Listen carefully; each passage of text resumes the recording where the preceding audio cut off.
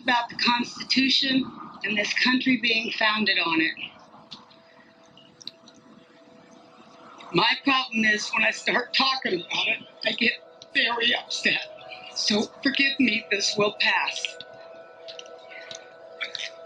There has been perpetrated upon us the most heinous crime against humanity, and it goes so far back that you can't blame any of the administration because they are not a government. They are the United States Corporation. The U.S. government incorporated as a for-profit commercial enterprise in the Legislative Act of February 21st, 1871, 41st Congress, Session 3, Chapter 62, page 419, and chartered a federal company entitled United States, i.e. United States, aka U.S. Incorporated, a commercial agency originally designated as Washington, D.C., in accordance with the so-called 14th Amendment, which the records indicate was never ratified. The United States government is a foreign corporation with respect to the state. 19 Corpus Juris Secundum 541, location of United States. The United States is located in the District of Columbia. Secretary of the Treasury of Puerto Rico was appointed receiver over the bankrupt United States in the Reorganization Plan number 26 in 1950. Title 5, United States Code, Section 903, Public Law 94-564. The Secretary of the Treasury of Puerto Rico, Title 27, Code of Federal Regulations, Section 251.11, the title, Secretary of the Treasury, is a euphemistic abbreviation of the actual title, Secretary of the Treasury of Puerto Rico. The Internal Revenue Service was incorporated in Delaware, is not a part of the supposed U.S. government, which is but a de facto for-profit corporation masquerading as a government. It operates out of Puerto Rico. This is the IRS. It's not registered to do business in any state, is the bookkeeping and debt collection arm of the Secretary of the Treasury of Puerto Rico. They collect for the International Monetary Fund. Everybody who gets up into the administration, the Congress, the legislation, all the way down to the local level are corporations, private companies. We are their chattel. We are their inventory. They make money off of us, and you don't even know how deep it goes. And I apologize for my passion about this. But when I found this out, it was the only time that I felt hatred for the evil slime who did this to us. In 1871, when the United States became incorporated, they attached our birth certificates to a CUSIP number on the stock exchange, which equals slave trade, and it's done every time a baby is born. There is a bond trust account set up, and they trade us on the stock market, and this is all documented, and I know it's shocking. Some of you are hearing this for the very first time, and you're thinking, oh my God, how could they possibly? They go so far as to trick us that, have you ever been to court and the judge says, do you understand? Don't ever say you do. Say, no, Your Honor, I do not understand. That simple little word doesn't mean what you think it does.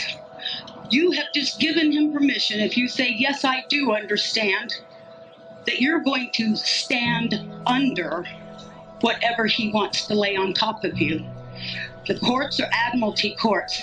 The judges, the attorneys, all belong to the Bar Association. It's still a little bit vague as to what BAR stands for, but we do know the first word is for British. Some people say accredited, some say attorney, and a registry. They do not work for us, we the people. We the people are working for them. We don't need a gold standard. We are the value to the Federal Reserve note. We can give value to our United States currency. The Constitution that they're teaching today, as wonderful as it is to learn about a big portion of it, it's not the correct Constitution. It's actually a second Constitution, and that's the one that they wrote when they went incorporated. In 1933, there was the Emergency Banking Act. You've got the War Powers Act, Trading with Enemies Act, and every year, the United States Corporation, masquerading as our supposed government, which is no more than elected officials like a CEO and the stockholders board for AT&T or Microsoft. So you're not voting for a legislation. You're not voting for a representative because each and every one of them are bonded under a United States corporation. There's 37,000 subsidiaries of that corporation.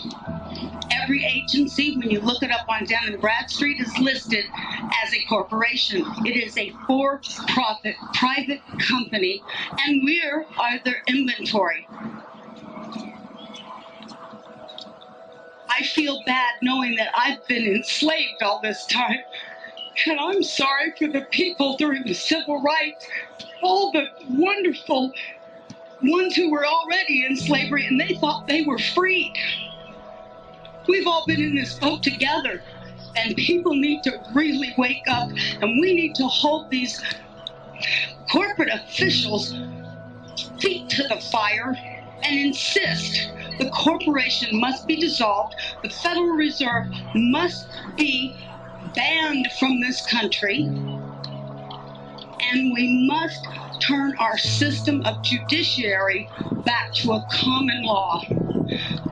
If there's no harm, no loss, there's no crime. And everything else is a way to get you to pay. Even the court systems are hooked up to the CUSIP system. When you get a case number on a court document and you're being charged with something, why do you think they call it a bill or being charged? Because that's exactly what's happening. They set that court number up, and it's attached to the stock exchange too. And from the moment you're arrested or charged, they start trading you on the stock market, swapping you just like they were with the derivatives and the default swaps on the mortgage. And that's a whole nother thing. We all know that's coming out in the mainstream media. Federal Reserve is meeting on November 2nd, the same day as elections. All I can say is wait for the sky to fall, because they know their house of cards is tumbling in on top of them. And if I do nothing but go to my grave, I will see them pay for their evil that they have committed, not only against our nation, but every nation out there. It's been an illusion.